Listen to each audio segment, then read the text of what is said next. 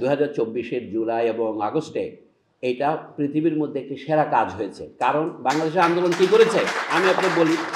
সিরিয়ার সাথে এটা প্রতিযোগিতায় টিকলো কেন? সিরিয়াতে দীর্ঘদিন ধরে প্রায় 20 বছর ধরে সশস্ত্র সংগ্রাম চলছে। আর বাংলাদেশে কেউ বলতে পারবে না, এমনকি প্রাক্তন স্বৈরাচারী সরকারের কোনো প্রতিনিধিও বলতে পারবে না, এবং যারা জয় বাংলার জন্য মনে ব্যথা পাচ্ছে এখন, অনেকটা আমাদের রোজিয়াপার মতো, তারাও বলতে পারবে না যে আমাদের ছাত্ররা একটা বন্দুকের গুলি ছুড়েছে। এটা ছিল সম্পূর্ণ নিরস্ত্র। গুলিটা ছোড়া হয়েছে সরকারের তরফ থেকে, সরকারের ভাড়াটে পদে গুলি, প্রত্যেকটা গুলির সাথে আমি জয় বাংলা শুনতে পাচ্ছিলাম। আর রোজিয়াপার কানে হয়তো এটা প্রবেশ করে না, উনি থাকলে ভালো হতো। সমস্যা হচ্ছে এখানে ইতিহাসে এক একটা শব্দের অর্থ সম্পূর্ণ বদলে যায়।